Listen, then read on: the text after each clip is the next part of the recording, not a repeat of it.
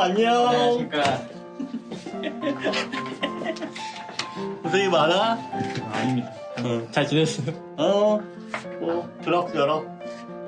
아니, 저희가 다름이 아니라 저희 아카데미 소개 겸 이제 감독님을 소개하려고 유튜브 영상을 짧게 한번 네. 찍으려고 합니다. 우선 이제 저희가 올해가 벌써 21기를 맞이해요, 아카데미. 그러게요. 벌써 그렇게 됐네. 감독님이 1기 때부터 지금까지 한 번도 빠짐없이 계속 오신 거잖아요. 그 아카데미를 만들었죠? 그렇죠. 그럼 1기 때가 거의 20년 전인데 그렇죠. 1기 때 오시는 수강생분들이랑 요즘에 오시는 수강생들을 보셨을 때 뭔가 세대 차이라든지 그런 게 느껴질 때가 있으신가요? 세대 차이는 뭐 너무나 당연한 거고 2005년일 때 영화음악 지망생들하고 2026년에 영화음악 지망생들하고 보고 있는 영화들도 너무나 다를 것이고 그다음에 음악을 대하는 자세라든가 그다음에 그동안 들어왔던 음악의 어떤 종류라든가 이런 것들도 분명히 다를 것이고 말하자면 2005년도의 관객들하고 2026년에 영화를 보러 다니는 관객들하고 취향에서도 차이가 있을 거고 그다음에 그 소위 말해서 영화적인 흐름도 굉장히 다를 거고 제가 21년을 하면서 계속해서 바뀌어 왔고요. 그리고 사실은 세대 차이라기보다는 제가 무엇보다 굉장히 재밌다고 생각하는 거는 오시는 수강생들의 자세가 일단 달라요. 초창기하고 그다음에 지금의 수강생들은 초창기는 사실은 정말로 그냥 영화 음악적인 관심. 그러니까 내가 영화 음악을 꼭 해야겠다라기보다는 나는 영화를 좋아하고 그리고 플러스 영화 음악도 너무 좋아해. 그래서 약간 교양 수업을 들으러 오는 학생들의 자세였다 그러면은 근데 한 2010년대 중반부터는 거의 무슨 해병대 오듯이 나라 지키러 오는 애들처럼 오더라고. 와가지고 막 목숨 걸고 작업하고 자기 뜻대로 안 됐을 때 속상해하는 정도의 어떤 차이라든가 이런 것들이 그런 거에서 가장 많은 차이점을 느끼는 것 같아요. 나이도 그리고 예전에 비해서 굉장히 젊어졌고 어려졌고 옛날에는 그래도 어느 정도 나이대가 있으신 분들이 왔었는데 근데 그게 이제 점점 어려지더니 20살 그런 분들도 많이들 오시더라고요.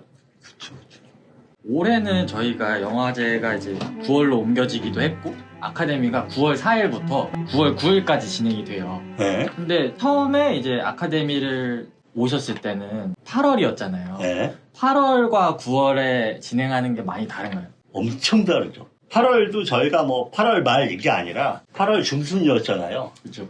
그 얘기는 뭔가 하면 거의 그 휴가철에 거의 끝 무렵. 그래서 아직까지는 그 오시는 일반 관객분들한테도 그렇고 그다음에 특히나 이제 아카데미 수강생들 같은 경우는 아직까지는 그래도 휴가 기간이라는 그 인식 때문에 그런 어떤 여유로움이 느껴졌던 반면 이제 9월에 하다 보니까 첫 번째로는 아직까지는 학교에 적을 두고 있는 학생들 같은 경우는 많이들 못 오시는 것 같고 개강을 하고 개학을 하고 하다 보니까 심적으로도 8월 휴가철에 오는 것 같고 9월 추석을 앞둔 한참 일해야 되는 시기 한참 공부해야 되는 시기에 오는 것 같고 마음의 여유의 차이가 가장 큰 것 같고요. 다만 조금 좋아진 거는 사실은 한 달 차이긴 해도 아니 엄밀히 말하면 한 달이라기보다는 거의 한 2, 3주 차이인데 2, 3주 차이임에도 불구하고 온도 차이가 어마어마하게 나더라고요. 확실히 9월에 하니까 좀 시원해진 거는 있고 해가 떨어지고 나면은 밤에는 오히려 춥더라고요. 정말로 몇 주 차이인데 기온 차이가 이렇게 심하구나 라는 거를 좀 새삼 느끼는 것 같고 모르겠습니다. 저는 아직은 8월에 하는 게 좋다 9월에 하는 게 좋다 여러 가지 의견들이 있는데 한두 해 정도는 더 해봐야 확실히 8월하고 9월에 했을 때하고의 확실한 차이가 느껴지지 않을까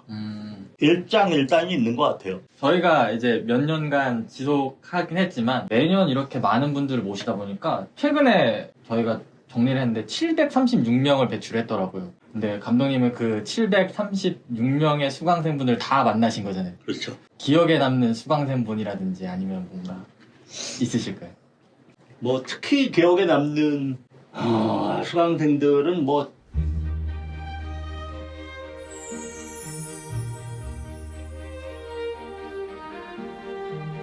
뭐 이렇게 매 기수마다 한 명씩, 두 명씩 그렇게 있는 게 아니라 아무래도 일을 하다 보면 자주 보는 친구들이 있어요. 그 얘기는 뭔가 하면은 작품을 많이 한다는 친구죠. 작품을 많이 하는 친구들일수록 기억에 많이 남는다기보다는 자주 만나다 보니까 좀 더 친해질 수 있는 것 같고, 아시다시피 지금 현재 대한민국 영화음악계에서 활동하고 있는 연건들, 소위 말해서 젊은 영화음악 인력들이 정말 거짓말 안 하고 거의 대부분 다 제천 영화음악 아카데미를 거쳐갔던 친구들이에요. 제가 지금 학교에서 가르치고 있는 제자들 중에도 아카데미 출신들이 되게 많고, 그리고 참 놀라우면서도 고마운 거는 작업하면서 만나게 되는 그런 영화음악에 있어서 젊은 친구들은 정말로 빠짐없이 제가 느끼기에는 한 90% 정도 되는 것 같아요. 90% 정도가 다 아카데미를 거쳐갔던 친구들이다 보니까, 첫 번째는 일단 얼굴을 알고 있다 보니까, 그리고 제가 뭐 기억이 너무나 생생하고 정확하진 않더라도 왜 봤던 사람은 한 번 더 보면은 그래도 낯은 익잖아요. 그래서 그런 측면에서 굉장히 스스로 굉장히 신기해하고, 어디서 저 친구 어디서 본 적 있는데, 아카데미 출신이야. 그런 게 너무 신기하고, 어쨌거나 이 제천영화음악 아카데미가 만들어낸 어마어마한 순기능인 것 같아서 스스로 굉장히 뿌듯하고 감사하고 그렇습니다. 사실 저도 23년도에 아카데미를 수강을 했잖아요. 근데 저는 그때 감독님을 뵙고 놀랐던 거는, 감독님이 모든 수강생분들의 이름을 다 기억하려고 노력하신 거예요. 그 사실은 그때는 이제 6박 7일 기간 동안 아카데미를 진행했는데, 아직도 그 마지막 날 수료식 때 아니면 그 중간중간에 제 이름도 불러주시고 다른 수강생분들도 이름을 막 기억해 주시는 게, 저는 거기서 이제 감사함을 좀 느끼고, 저도 최대한 오시는 수강생분들을 다 외우려고 하고 있습니다. 그만큼 수강생분들한테 관심도 많으신 감독님이시잖아요. 수강생분들한테 관심이 많은 것도 맞는 얘기고, 그 다음에 제가 99년부터 학교에서 학생들을 가르치고 있는데, 저희 어머님이 선생님이시거든요. 저희 어머님이 저한테 맨 처음에 제가 학생들을 가르치게 됐다라고 말씀해 드렸을 때, 어머니가 저한테 제일 먼저 해주셨던 말씀이, 제일 중요한 게 학생들 이름을 기억하는 거라고 저한테 말씀을 하셨어요. 저희 어머니도 장장 35년을 선생님으로 강단에 쓰셨는데, 지금 저희 어머니가 올해 2026년 기준으로 97세이시거든요. 근데 저희 어머니는 아직도 예전에 학교 계실 때 가르쳤던 제자들 이름 거의 대부분 다 기억하세요.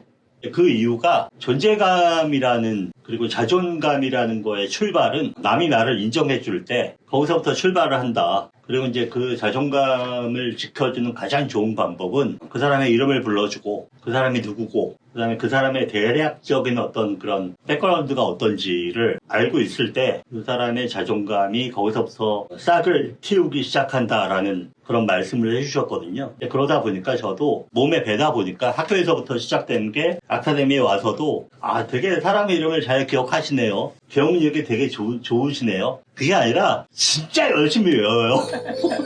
막 적어가면서 외워요. 단지 그겁니다.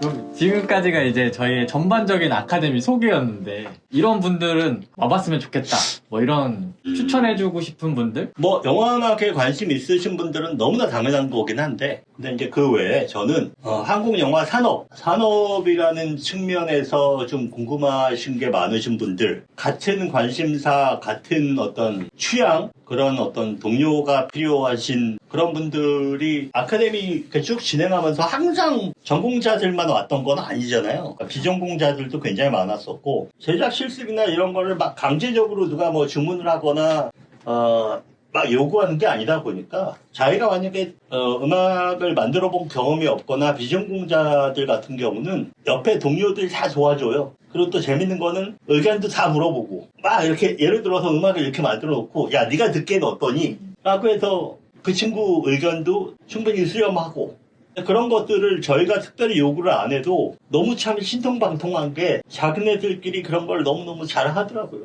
언니 오빠 서로 잘 이끌어주고.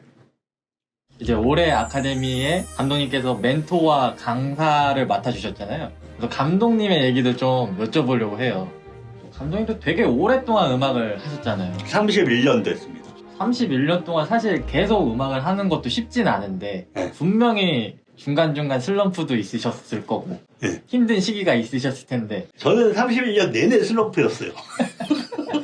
그런 슬럼프를 어떻게 좀 극복해나가는 약간 감독님만의 뭔가 노하우가 있나요? 노하우라 할 건 없고요. 제가 이제 약간 활자광인데 뭐가 닥친 대로 읽어내는 걸 되게 좋아하는데 그러다 보니까 책, 뭐 만화, 뭐 하다못해 광고 전단지도 저는 꼼꼼하게 되게 읽는 편인데 근데 이제 제가 읽었던 그 아티클 중에서 되게 기억에 남는 거 중에 하나가 2002년도 월드컵의 영웅이었던 축구선수 박지성 선수가 맨체스터 유나이티드에서 이제 은퇴하고 우리나라 무슨 모 매체하고 인터뷰한 내용 그걸 읽다가 뭐가 이렇게 가슴속에서 확 끌어오르는 걸 느낀 게 있는데 축구가 단 한 번도 즐거웠던 적이 없대요. 유소년 시절부터 국가대표 맨체스터 유나이티드 활동하면서 축구라는 스포츠가 본인한테 단 한 번도 즐거웠던 적이 없대요. 하루하루가 전쟁이었고 다른 선수들에 비해서 본인이 더 그렇게 느꼈던 또 가장 큰 이유가 박정 선수가 평발이라고 그러던데 너무 아팠대요. 뛸 때 다른 선수들이 느끼는 발의 통증보다 본인은 정말로 심할 때는 한 발 한 발이 너무 아팠대요. 그럼에도 불구하고 일단 자기가 걷기 시작한 길이고 그때 당시에 박지성 선수를 있게 해준 그게 이제 축구이다 보니까 축구가 단 한 번도 즐거웠던 적은 없지만 축구를 단 한 번도 소홀히 생각해 본 적도 없고 깨어있는 시간 동안은 계속해서 축구만 생각을 했대요.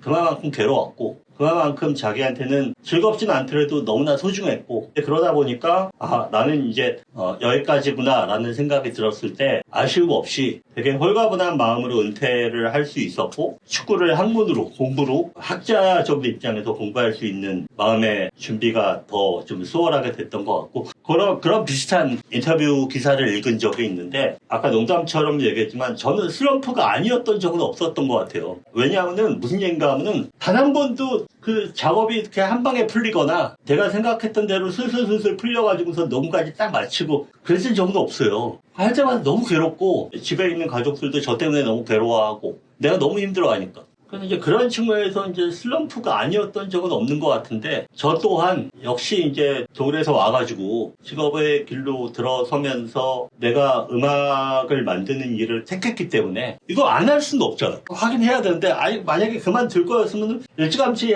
그래도 한 30대 때 빨리 그만두고 근데 그럴 줄 못했단 말이에요. 음악은 너무 좋으니까. 그래서 어찌됐건 간에 이제 계속해서 그 일을 쭉 하고 있다 보니까 솔직히 말해서 슬럼프라고 느낄 겨를도 없었고 그다음에 슬럼프를 갖다 이기려고 노력을 해봐야 안 된다는 걸 알기 때문에 그냥 슬럼프 속에서 음악을 만들어야죠 뭐. 가장 중요한 건 이기려고 안 했으면 좋겠어요. 그러니까 슬럼프를 이겨내지 말고 그냥 슬럼프 안에서 해결해야지 뭐. 내 능력이 거기까지밖에 안 되는데 어떡해요. 그리고 이제 우리는 또 더더군다나 개봉일잔 다가오고 있고 그래서 슬럼프라고 해서 잠깐만 나 슬럼프니까 개봉 미뤄 이럴 수는 없잖아. 그렇죠. 그런 거조차도 그냥 몸에 밴 것 같고 그냥 하고 있는 것 같습니다. 앞으로도 그럴 것 같아요. 감독님 여태까지 하셨던 작품들이 어마어마하게 많잖아요.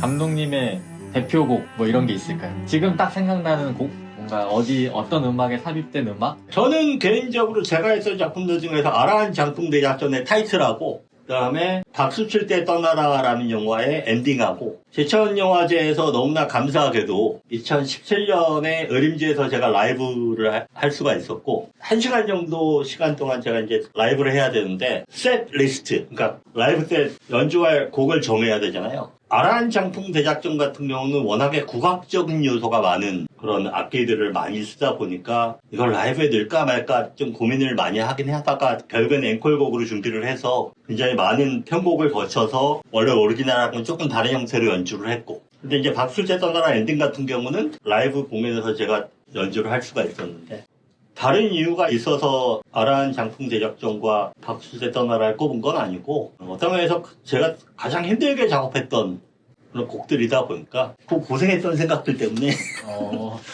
그래서 조금 더 애착이 가는 것 같습니다. 그리고 이제 뭔가 하나만 꼽기가 진짜로 어렵잖아요. 그래서 작품적으로 가장 기억에 남는 작품이 뭐냐? 아니 뭐 솔직히 말해서 가장 기억에 남는 건 돈 많이 벌면은 제일 기억에 남아요. 그러니까 너무나 성공을 해서 막 보너스도 받고 저작권료 막 나오고 그러면 기억에 남죠. 근데 이제 그런 거 외에는 특별히 뭐 더 기억에 남거나 독립영화는 독립영화대로 기억에 남고 그다음에 상업영화 막 1000만 넘고 뭐 1200만 들고 막 그거대로 또 기억에 남고 그 다음에 정말 속상한 거는 열심히 작업했는데 공개가 결국에 안 된 영화들도 있거든요. 아직까지 이제 배급이 안 돼가지고 창고 속에서 잠자는 숲속의 미녀처럼 새근새근 잠자고 있는 그런 영화들도 있는데 그런 거조차도 기억에 남고 저한테는 너무나 소중하고 그렇죠. 마지막 질문이긴 한데 네. 저희 이제 올해도 많은 분들이 찾아주실 거잖아요, 아카데미를. 아카데미 분들에게 드리고 싶은 감독님의 소장품, 애장품이 있으신지. 제가 아카데미 분들한테 하나 선사하고 싶은 그렇죠. 뭐 다 드리는 건 아니지만 뭐 한 분 이렇게 해서 뭔가 경품 추천처럼 감독님의 애장품을 한번 전달 드릴까 싶은데 괜찮으신가요? 뭐 예상하시겠지만 워낙에 음주 가무를 즐기는 사람으로서 저한테 있어서 가장 소중한 건 술이거든요. 그러니까 물품으로 치면 굳이 제 애장품을 굳이 원하신다. 그럼 제가 굉장히 좋은 위스키를 한 병 제공을 해드리겠습니다. 만약에 술을 못 하시는 분이 저의 애장품을 원하신다 그러면